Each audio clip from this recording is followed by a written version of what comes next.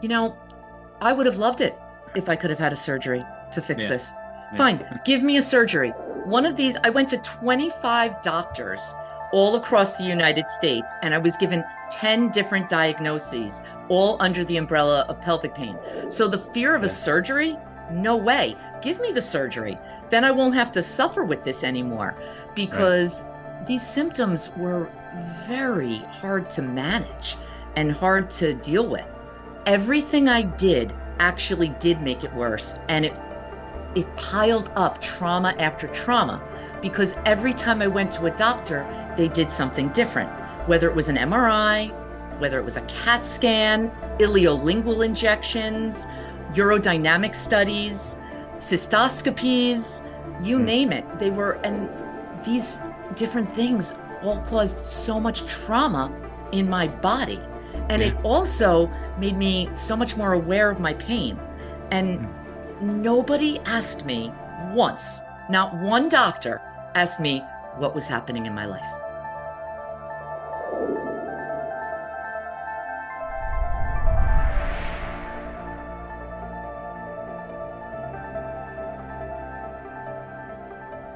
I'd like to welcome Laura to the show. Laura's got a great story to tell of success with dealing with a shitstorm of symptoms. So take it away. What do you got? Sure, I'd love to share my story. So, my day started out like any other day. I was a stay-at-home mom. I was the PTA president. And May 2nd, 2015, I took my kids to school, came home, and, started my day, went to the bathroom. And then a few minutes later, I had to go to the bathroom again. And I knew at that moment something was terribly wrong. I thought maybe I had a UTI. So honestly, I just grabbed a yogurt from the refrigerator, had some Mm. cranberry juice, and kind of hoped it would pass. Yeah. And when it didn't, I went to my primary care doctor thinking he'll just give me an antibiotic and I'll be on my way and I'll be better in a couple days and back to my daily routine. So I went to the doctor and they gave me a test and it showed that there was absolutely no infection. Mm. But I was in so much pain. And Yeah. he literally said, "You know what? Let it be there a few days and if it doesn't go away, then, come back and we'll send you to a specialist." Mm. So over time, the pain got worse. And at that moment, I went on a 4-year quest to figure out what was wrong with me and to Mhm. find relief from my pain. What was the exact feelings that you had with this pain? What describe it? Yeah. Well, it was a little confusing to me, to be honest with you. Yeah. I, it felt like I had to go to the bathroom Mhm. constantly. There felt like a burning.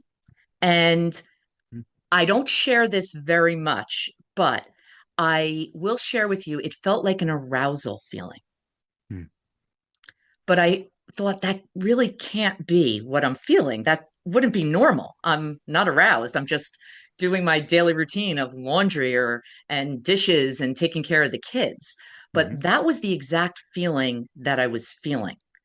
And I remember literally sitting in a tub of water, crying my eyes out and Googling on my Mm. phone, I feel an arousal feeling and I don't know why. And something came up. There's a diagnosis called Pgad. Uh-huh.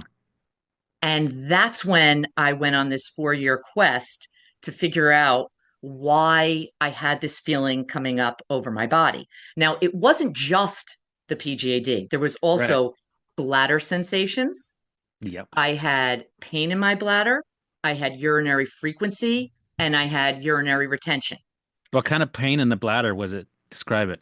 Well, it was definitely a burning when I Yeah. would eat certain foods. There was a stabbing Yeah. That's feeling what I was as waiting for. well. I was waiting for you to say the stabbing pain. Oh, it was awful, this stabbing pain. And then I also had sensations when I sat down. Yep. I couldn't sit. There was pain. Um, and I had to bring a cushion wherever I went. Did you have pain in your rectum? Yes, I also had rectal pain, and that to me was so strange. I didn't even think that could happen. Yeah. And to be honest, to go into a little bit more detail, sometimes it would even be like it would be a stabbing, and other Yeah. times it would change into like a tingling sensation, which was Yep. not pleasant, I will tell you. Oh no. What about like hot sensations down in the rectum, like heat, Yes, inflammation, heat. Yeah. I could feel the inflammation Yeah. rectally, and I could Yeah. feel it in my urethra. If you had asked me what my urethra felt like 20 years ago, I'd say I have no idea. Right. But yeah, but I could totally feel my urethra burning and Right. inflamed. Like I felt like it was inflamed rectally and in that area of the body too. What about did it radiate to your tailbone? Yes, I definitely had pain in my tailbone as well. My whole pelvic region was, I'll just say this, a mess. Yeah. It was completely a mess. Did you have what were your fears about this? Did you think that you're going to tear something that you need to have structural surgery or something? You know, I would have loved it if I could have had a surgery to fix Yeah. this. Yeah. Fine, give me a surgery. One of these, I went to 25 doctors all across the United States, and I was given 10 different diagnoses, all under the umbrella of pelvic pain. So the fear of a Yeah. surgery, no way. Give me the surgery. Then I won't have to suffer with this anymore Right. because these symptoms were very hard to manage and hard to deal with. And I will say, especially the PGAD, having symptoms that who could you tell about that? It's not Right. like you can just go tell your friend, hey, I'm having arousal symptoms, and they're completely distressing. Right. So, yeah, you're on a goose chase to find out what's going on. Did you do any Googling and find out other people that had the same symptoms? Yes. So I started that day in the bathtub. I realized that PGAD was a symptom, that this was a real diagnosis. Hmm. And I also found there was something called interstitial cystitis. Yeah. And I started joining all these groups Hmm. on Oh, Facebook. Facebook. Yeah. Yep, to learn about them, get tips, figure out what to do. I started Googling different doctors, and that's literally what it was. It was a goose chase, all over the country. And every time I went to a different doctor, they gave me false hope that their method was going to cure me. Hmm. I went to acupuncturists, I went to cold therapy, Yeah. I went to all different types of holistic treatments that I could find. I even had a surgery Yeah. to fix something that they thought was wrong. I had something called pelvic congestion syndrome, Hmm. which is enlarged varicose veins in the pelvis that they thought could cause my pelvic pain. So I had a surgery where they went down through my neck to embolize my ovarian veins to stop the blood flow. And that still did not stop my pain. I would think it'd almost make it worse because of the stress that you went through. Everything I did actually did make it worse. And it piled up trauma after trauma because every time I went to a doctor, they did something different, whether it was an MRI, whether it was a CAT scan, iliolingual injections, urodynamic studies, cystoscopies, you Hmm. name it. And these different things all caused so much trauma in my body. And Yeah. it also made me so much more aware of my pain. And Hmm. nobody asked me once, not one doctor asked me what was happening in my life. Right. Did you, before we get into that, Yeah. did you find any coping mechanisms that give you somewhat of a relief so you could live life like stretching or anything like that? Was there anything that you were using? At that time, when I was still in the medical world, the only thing I could do was really take a bath. That Yeah. gave me a tiny bit of relief. But stretching, physical therapy did not help me at all. Right. And I tried. I tried for quite a while. I had a little stretching routine I did every morning, hoping that would help. But to be honest with you, it really didn't do me any good. Did you get ever get sucked into, well, maybe this is a UTI. I know the last one wasn't. Maybe did you fall for the trick of it mimicking UTIs over and over again? Well, I went to probably about four different urologists, Right. and I just thought maybe they were missing something. Like maybe their test would be a little bit better. Maybe there was something microscopic. Maybe it wasn't, the levels weren't high enough to show up. Right. So I did go down that rabbit hole, I mean, for 4 years.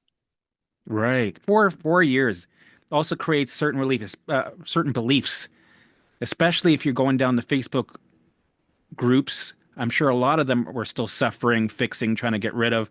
So you probably absorb their beliefs that this is, well, look, 99% of these people are not recovering. One or two are. So I'm stuck with this. So that's why they become toxic, these groups. Exactly. And they tell you things like this is the suicide disease, or this is for the rest of your life. This is chronic. You're just going to have to manage it. That's pretty depressing when you come on these groups Yeah. and you don't hear anything positive. Right. Well, they literally keep the pain going because it's putting you in a survival state and you're researching, you're trying to figure things out, and then it's exhausting because yeah, it's putting you in a survival state. It's literally every time you open up one of these groups, you're letting in 15 tigers in the room. Exactly. And then you meet people on these groups, right? They want to talk on the phone, and then you're talking about your pain constantly. Yeah. And that's making it 10 times worse as well. So yeah, keep going with so you that was one of the issues that you were dealing with. Well, you're dealing also with endometriosis. Yeah, endometriosis was also one of the diagnoses that I was given. And they did want to do a laparoscopic procedure, and I stopped it.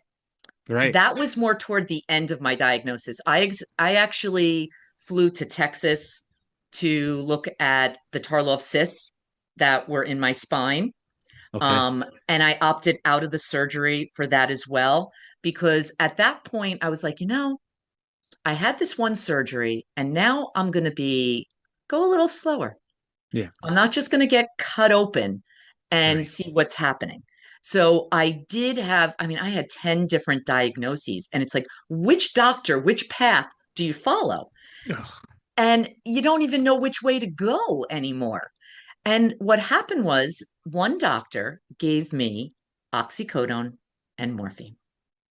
Right. And he gave me oxycodone and told me that I needed to get the pain down with the oxy before I could even continue searching. So I trusted him. He was a doctor. We were taught our whole lives, trust the doctors. Yeah. So I became addicted to oxycodone, Yeah. morphine, Klonopin, and I was on a plethora of other medications. Mm. So along with addiction now I have Yeah. pain, I have addiction, right? I developed clinical depression and anxiety and suicidal ideation. I was at the end of my rope. I didn't know what to do, and things were really looking pretty bleak for me. Right. Were you dealing with any looping thoughts, OCD looping thoughts with the anxiety? Oh, the looping thoughts were awful. They Yeah. would keep me up at night. Am I ever going to get better? And then I started developing panic attacks Mm. in the middle of the night. They would literally wake me up because my thoughts were so bad. So it was either the pain was so bad or the thoughts were so bad. And the looping thoughts just kept me in a survival state. Yeah.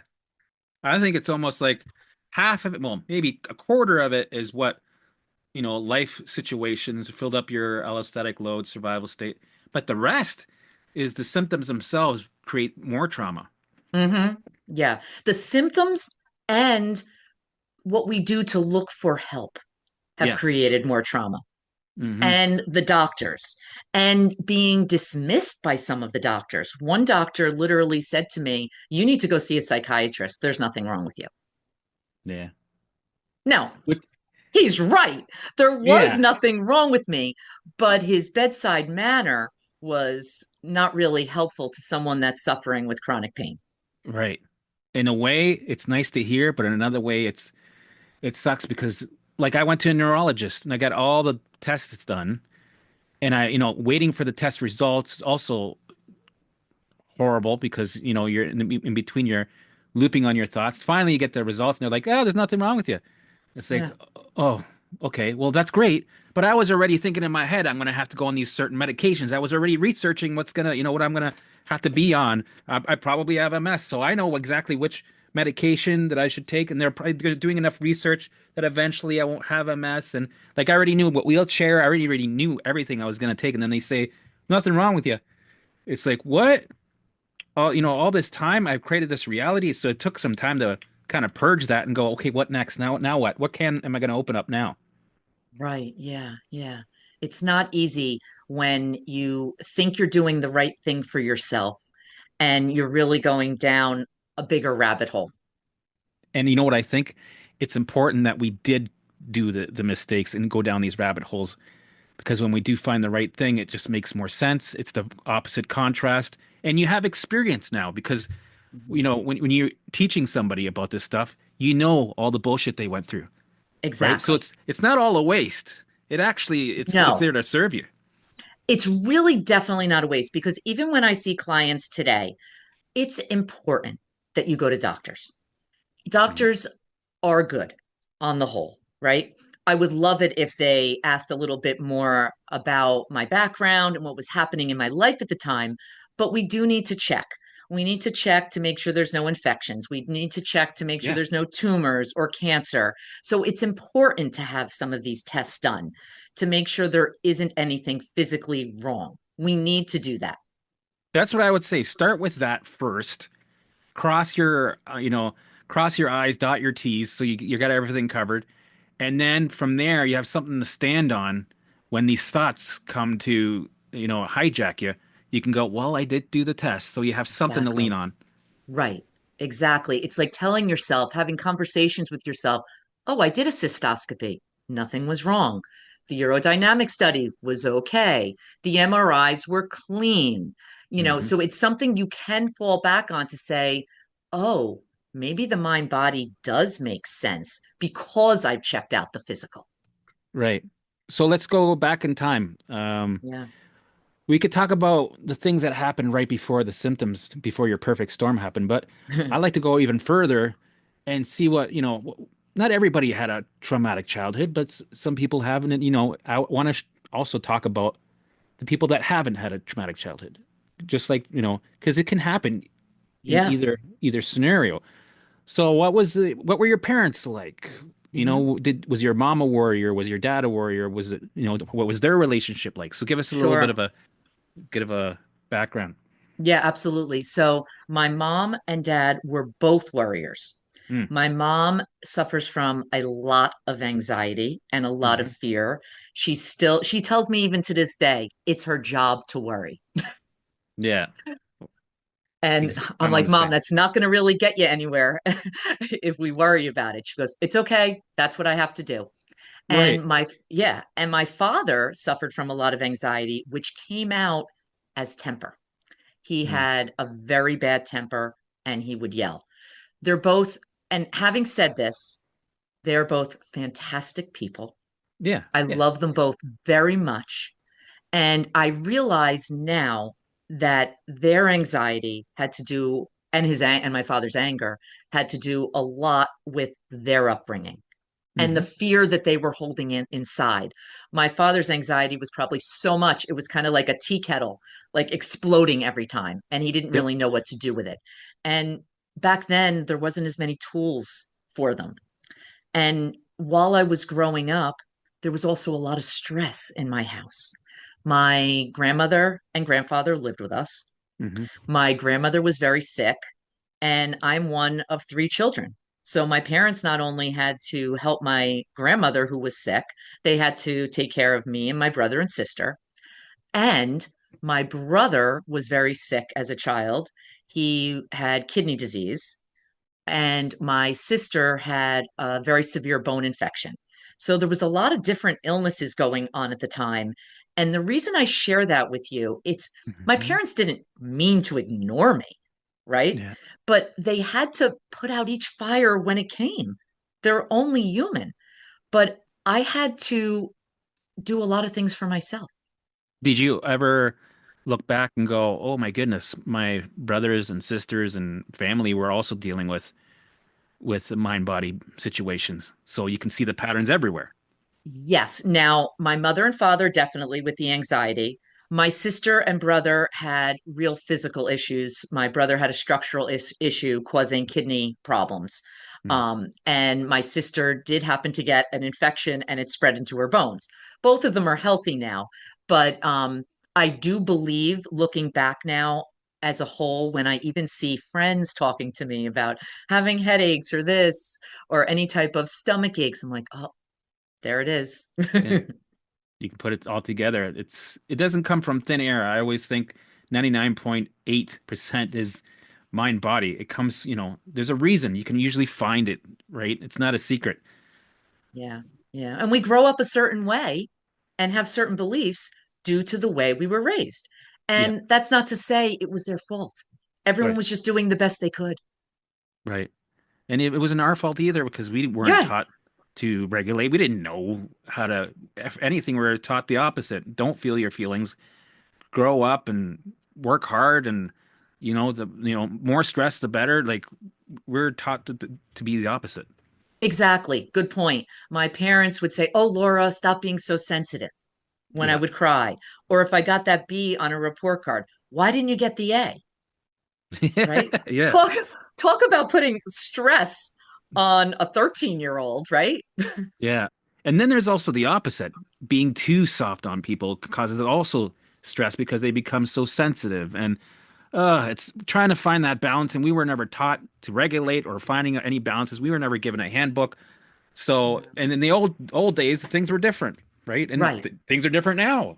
So you can see Exactly. it. Now, people are getting sick like left and left. It's crazy. And there's a I reason know. for it. You can see It's an it. epidemic. Yeah. Yeah, it's an epidemic. So, and it's not easy to be a parent. Let's just put that out there. Right. Exactly. So, how are your teenage years? A lot of stress at high school, a lot of pressure, any bullying? Um, I wasn't bullied, but I definitely was not one of the people in the popular crowd. Let's Hmm. say that. During my teenage years, I started suffering from tendonitis, and they had no idea what was wrong with me. And I was diagnosed with lupus-like symptoms. Mm. So I went in my head, I'm thinking, oh, do I have lupus? Is this going to develop? Is this going to get worse? And at that moment, I started putting a lot of pressure on myself. So I decided if I was going to get, and this was at 13 years old, that Yeah. if I was going to get a chronic type of illness and I was going to be healthy and eat healthy. So I worked Oh, good. out. Yeah, I worked out. I ate healthy. I always kept myself in shape and Hmm. took really good care of myself. Unfortunately, the stress was, I was almost running and working out to avoid the anxiety I was feeling, Yeah. which served a purpose at one point. Good. But until I could deal with the stress, more symptoms were kept coming up. Yeah. So I then went and, I was going to get married and I started having gastritis, Oh, stomach issues. gastritis. Love the gastritis. Good old gastritis. Yeah. Been there, So done they that. did an endoscope and different things. They gave me medications and it went away. And then it was time to have a baby, right? I have two beautiful girls Hmm. and I started having migraines. Hmm. Yeah. I was a teacher at the time. I was a math teacher, and I started having these awful migraines where the kids would know in my classroom, and I'd literally have to like put my head down for a moment because the migraines were so bad. So Right. these So you're symptoms, having kids. That takes, a toll on the body. Plus I'm sure were you on the medication that was ongoing for the gastritis? Did they keep you on something? no, it went away, and I was Good. able to get off the medication. But then another symptom always popped up. And I just Right. thought, This is oh, good. now I have this. It's getting fuller and fuller. right? Hmm. Survival state. It's like a whack-a-mole game. Exactly. Exactly. I just kept developing another symptom, but the gastritis never became chronic. But Yeah. what I did start developing was neuropathy in my Mm, hands and my toes. And my mom had neuropathy. So I just thought, oh, it's genetic. Maybe I'm going to have neuropathy. right. So I kind of just ignored it, to be honest with you. And Nice. I said to myself the same thing. I'm just going to stay as healthy as I can. And then I developed 18 months of sciatica. Oh, 18 months. Shit. 18 months of sciatica. And I know you don't know me, but I'm not one to sit still. I like to move around a lot. I like to keep busy. And I remember decorating the outside of my house for Halloween, dragging my leg along with me because I didn't Right. care. I was like, I'm not going to let this stop me from living my life. So And did you go down rabbit holes and they found something like a herniated disc? They did find a herniated disc, and I just honestly went to a really great physical therapist Mm. and a chiropractor and an acupuncturist, and the pain kind of went away. But I wasn't scared of it because I've Right. heard of sciatica before. Right. So some of these other things, they didn't really scare me so much until the Hmm. pelvic pain. Well, they got you there. The brain got you. The other Mhm. things, they, got you for a little bit. You didn't care, so it's got to find something new, and it finally goes, oh, pelvic floor pain. Look at this. Look at how crazy she's going. We got her now. Good. That's Yeah. her supply. We're set. Let's set that alarm. We're good. Exactly. Because when you talk about pelvic pain, number one, it's a hard part of the body to talk about. It's much easier to tell your friends you have back pain or Yeah. tooth pain or foot pain, even. You're talking about a very vulnerable part of the body, and these sensations are different than other Yeah. types of pain that we might get. For me, add in testicle pain. Hmm. Everything you're describing, I had, but the male version was also add in testicle pain. It felt like Mike Hmm. Tyson was doo-doo, doo-doo, doo-doo, punching my balls constantly. Oh, that's awful. Yeah. Yeah, yeah. And that's going to get your attention, right? It did. And it got your attention ongoing for 4 years. And, your brain's sitting on a supply of alarms. It's like, we're good, man. This is awesome. We're getting your attention, right? And eventually tell us how you finally found the way. Okay. So I love this story and I do share it on all my podcasts, but I think it's so important. So July 17th, 2017, I met Caitlin Peterson. Caitlin is a hypnotherapist in New Jersey, and I didn't know it that day, but when I walked into her office, that was the turning point of my healing journey Hmm. and to me getting my life back. So Caitlin was a safe place for me to share. And I met her twice a week, and I was in really bad shape. I couldn't wear regular pants. I had to wear saggy sweatpants.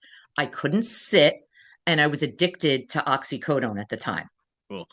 And so Caitlin's office was down a long hallway. And one day while I was waiting in front of her office, I would always get there before her.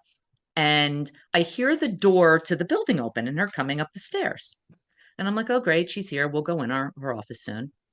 And all of a sudden, I see her head pop down the hallway and pop back. Hmm. And all of a sudden, blasting dance music comes on. And Hmm. I'm thinking, what the hell is going on? And this woman starts dancing down the hallway. Nice. And I'm sitting there with my head down, in pain, depressed, addicted to Oxy. And she is dancing down the hallway. And I'm like, what do I do? Do I look up? Do I smile? Does she want me to get up and dance with her? I had no idea. She did this every single day for months. Now, she didn't know it, but I made sure after that day I got there early so I would get there before she got there because I knew then she'd do this friggin' dance for me. Yeah, And exactly. even though I didn't show it, there was something about it that felt very endearing and that felt like, oh, someone is really trying to help me. Yeah. So yeah, it was just a really nice thing No, that I this love the woman dancing. did. I did that for 3 years every day. I never missed a day. For 3 years, I was dancing in a room for an hour each day. And I was never a dancer, but it was a really important part of my journey to elevate my emotions and my the way I was feeling. Exactly. So let me tell you what I did. So I knew it was going to be her birthday coming up in 3 months. So I Mm, went home to my two children, my two girls, and I said, Girls, I want to learn a dance for Caitlin. So I started learning the steps to the Mandisa dance, Good Morning. mhm. And we were practicing the steps and learning the moves. And I had 3 months to learn this dance. And the 3 months is important because I'll tell you right now, I'm a terrible, terrible dancer. So I needed every single day in those 3 months. Yep. And in those 3 months, I was having a good time. Hmm. And my brain was paying attention to new dance steps. And I didn't know it then that I was creating new neural pathways in my brain. And I Hmm. don't know if this was Caitlin's, that she thought I was going to do this or not, but it worked. And my pain started changing. Right. And that was my first aha moment that this pain was not physical, that there was something else going on. And I will tell you, at the end of 3 months, I danced down that hallway for Caitlin. That's amazing.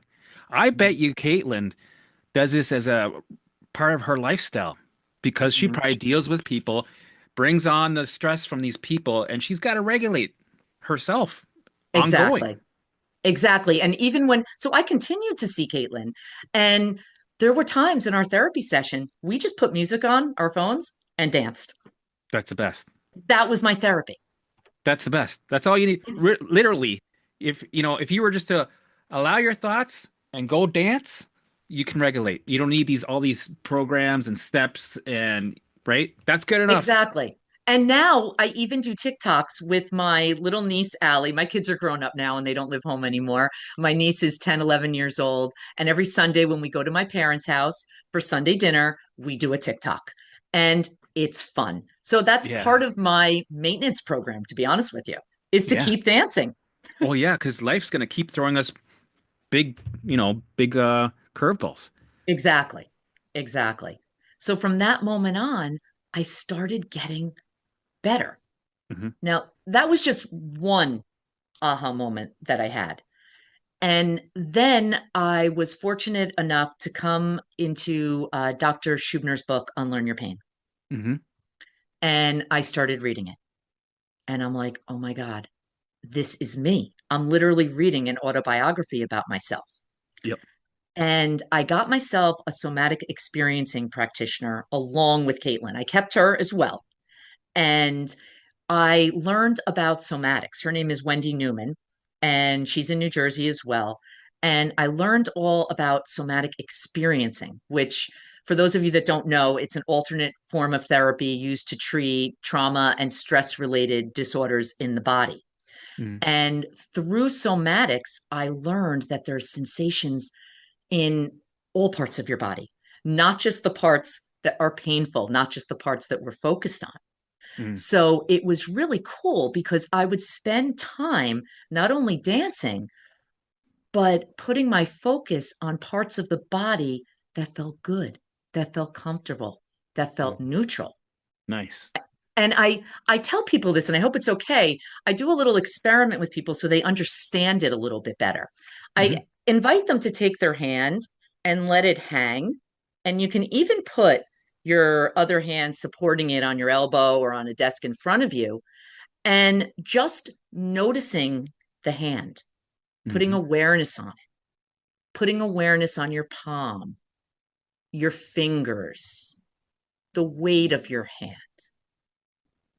and just noticing what starts happening. You Mm. might feel a pulsing, you might feel a tingling. And let's face it, a moment ago, if you're doing this now, you didn't even know your hand existed. Right.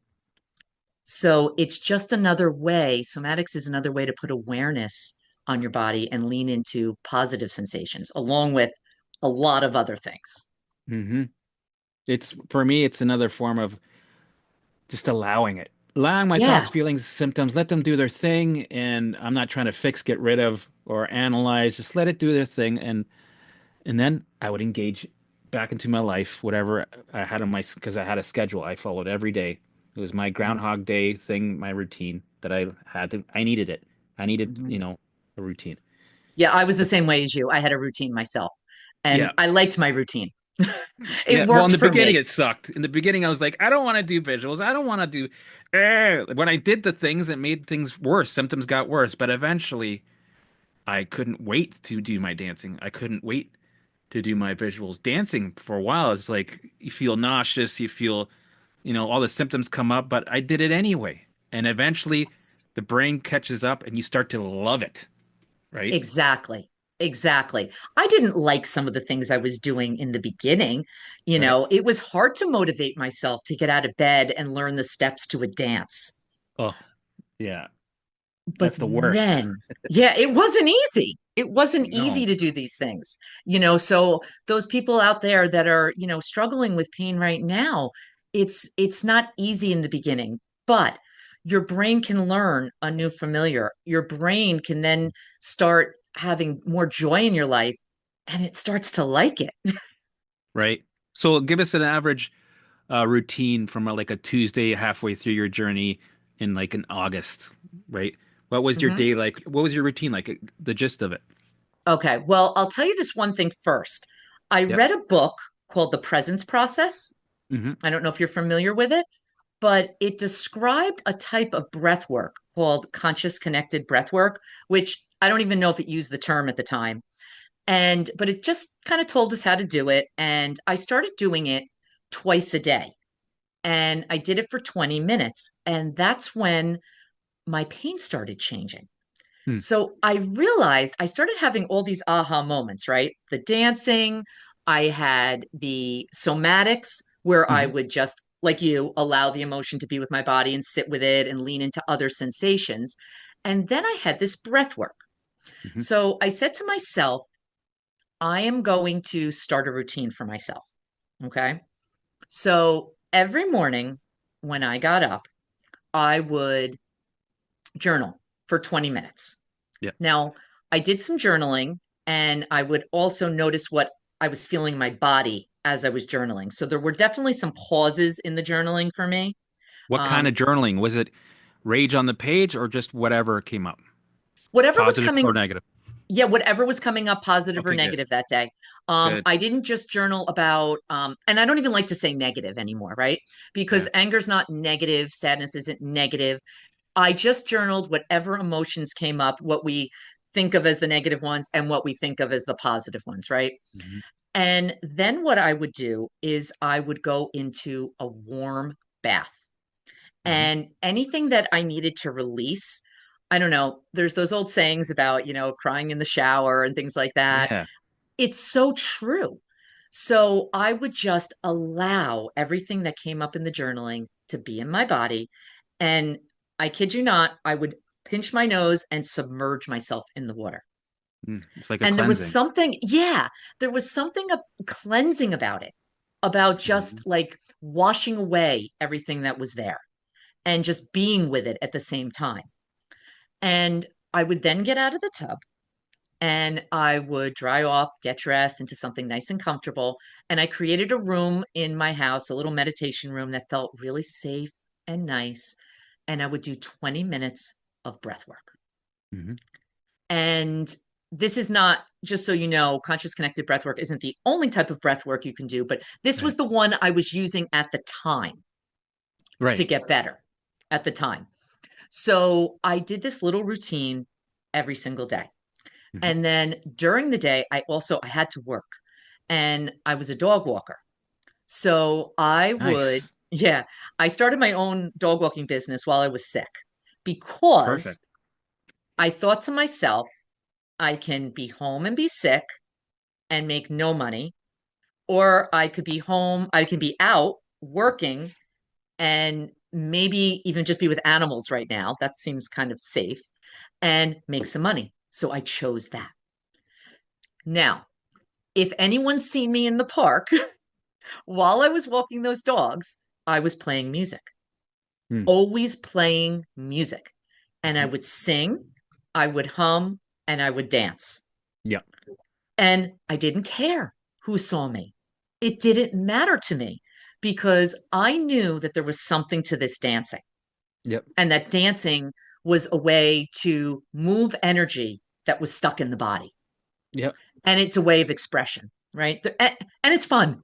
Let's face it, Yeah. it can just be fun. It doesn't have to be so serious or deep. It's just fun. So I would do that every day. And then I would come home after my day of walking dogs, eat a healthy dinner, and do my breath work again. Beautiful. Another 20 minutes. And I would usually just lay in bed and put on some nice meditations, Right. soothing And just kind music. of wind down and then Hmm. go to sleep and then do it all again every fucking day, the same shit. I am not kidding you. Every fucking day, I didn't miss a day. Once in a while, I took a second bath too at the end of the day if I Yeah. felt like my body needed it. I just felt like my body needed, you know how you have the fuse box in Hmm. your basement and the fuses blows? I think my body needed a full reset. Right. It did. You needed to introduce a new program. And the only way to introduce a new program is repetition. And literally you got to lead in with that new program because that old program's still running. So you're Hmm. dealing with resistance. So Yeah. you got to be consistently almost smiling like a crazy person, listening to music every day, and eventually that needle will move and it'll reset. Hmm. And there you go. You got a new program. Exactly. And one of the other things I did now, I did not know in 2000, 15 really about pain reprocessing therapy. And I was a stay-at-home mom for 20 years. So I really wasn't even like fluent with the internet and things like that. Yeah. So I decided that I couldn't sit. And I was Yeah. sick of the fucking pillow. I'm like, I'm done with this shit. Right. Yeah. So I went over to the bike store and I got a new seat on my bike, one that had a nice cushion, but nothing Yep. like fancy. And I decided I was going to ride my bike on my cul-de-sac for one lap a day. And Perfect. I would literally say to myself, you're good. There's nothing wrong with you. You got this.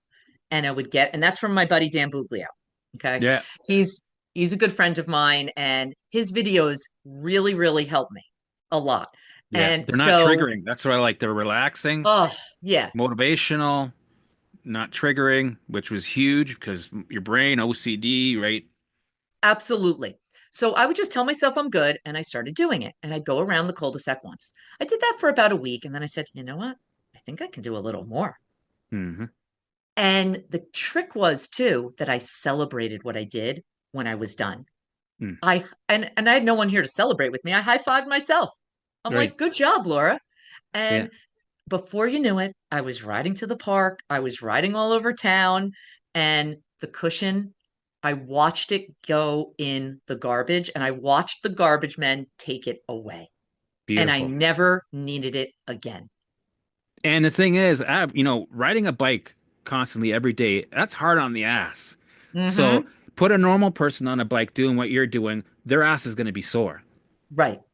But there's a difference between sore and there's a difference between the type of pain me and you had Yeah. rectally and things like that. And I think I was pretty good at telling the difference.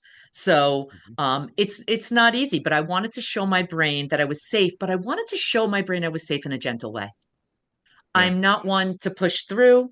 I'm not saying I've never used that method of pushing through. I have, but Mm. most of the time I have a pretty gentle approach. Yeah. And riding a bike, because you're enjoying it, you're more likely to push through without noticing that you're pushing through. Exactly. My music was still playing, Right. and I literally remember taking both my arms and holding them up literally and feeling the wind go through them and just being like, this is awesome. I'm Yeah. doing it. Yeah, exactly. And Yeah. it becomes addictive. That's why it's a lifestyle, right? I could improve on my listening to music and elevating, sure, because once you recover, sometimes you get comfortable, the old habits kick in. That's what I got to work on. I got to do more dancing. But while I was going through this journey, I was consistent. Me too. Me too. I just decided I made a choice that I was going to do this. And I had chose that I was going to do this for about 3 months and see what happened. And then it was like there was no going back. Right. There was no going back. I was like, I'm going to keep going and going and going because I was seeing such improvement from from just using these methods. Did you find yourself going through this journey that you became more in tune with your spiritual side? Hmm. I definitely did. Hmm. Um, I believe in faith and I believe that the universe has my back. Hmm. And I've actually even come more in tune with my spiritual side now, even through my dreams. Yeah. About I before I go to bed, I'll not every night, but I'll ask my dreams a question. And sometimes I'll get the answers and get messages about leaning into and trusting God and finding my support in God.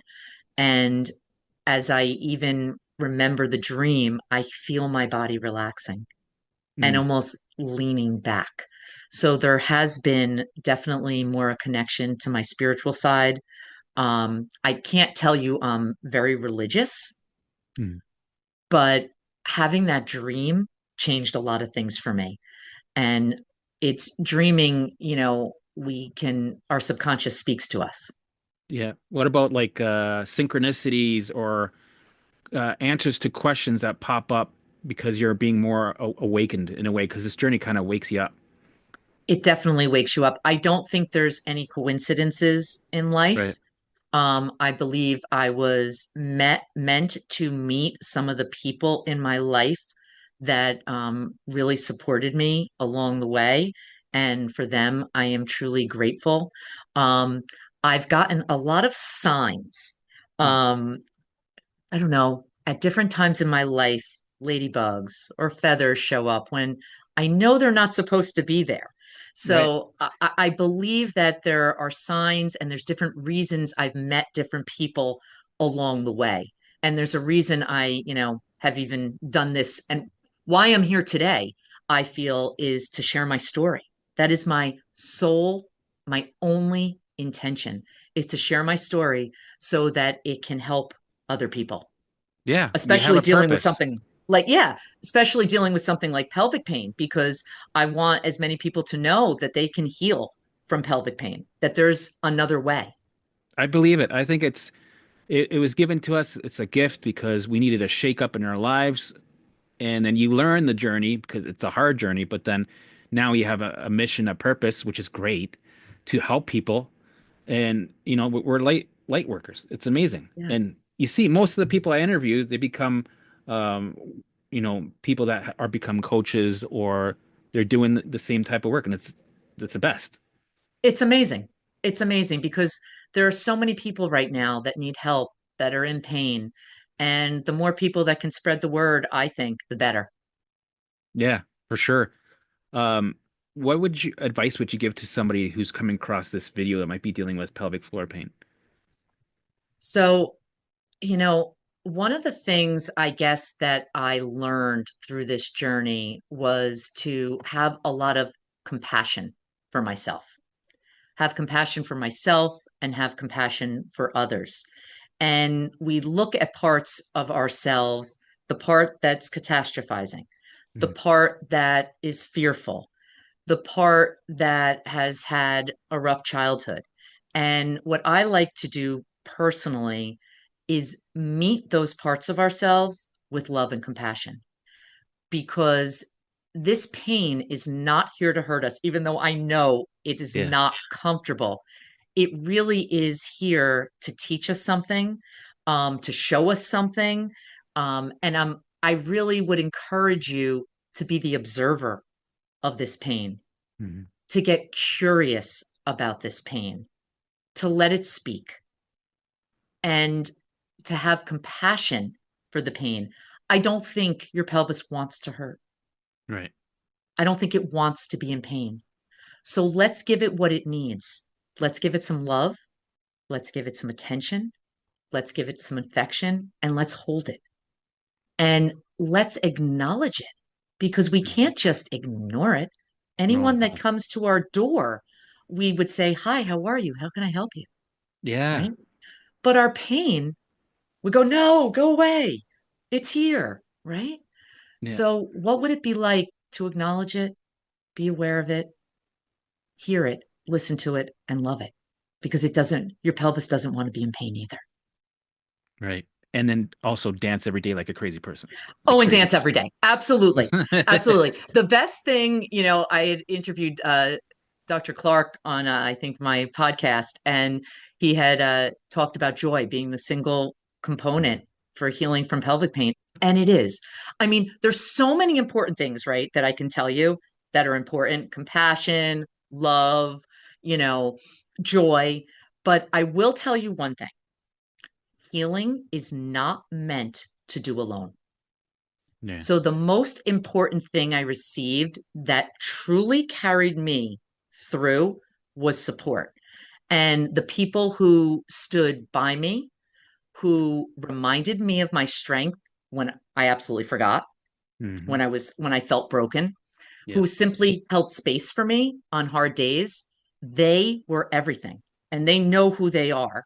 Um, so if anyone is listening right now, I hope you know you don't have to carry this all by yourself. There's so much power in letting yourself be supported.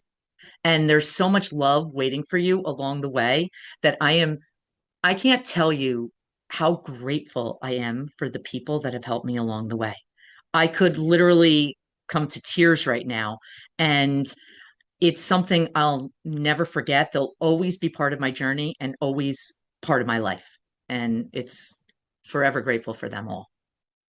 Amazing. How could people find you on social media? Sure. Well, on Instagram, TikTok, Facebook, I'm Feel to Heal Wellness. And I've got a good streak going right now. I have over 35 days. I decided I wanted to I'm a breathwork facilitator and a somatic experiencing practitioner as well.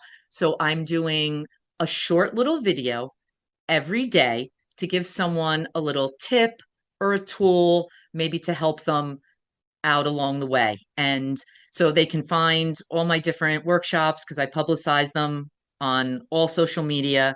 And I'm going to be starting a group in June called Mhm. the Pelvic Healing Circle, where because it's hard for people to afford one-on-one coaching sometimes. So I'm Yeah, going to do this where they can come on 3 live calls a week, and they can come on as many as they want, where we're going to be on there, and I'm going to do a little teaching, a somatic practice, maybe a breath work, maybe a meditation, and some question and answers so they can have access to me. perfect. And we'll put the links here in the description so that people can check them out. I'll try to get the all the symptoms also in there so people can go through them. Sure. Awesome. Thanks Yeah. for being here today. It was a Yeah, great thank you interview. so much. Yeah, thank you so much for having this conversation. It was great. Awesome.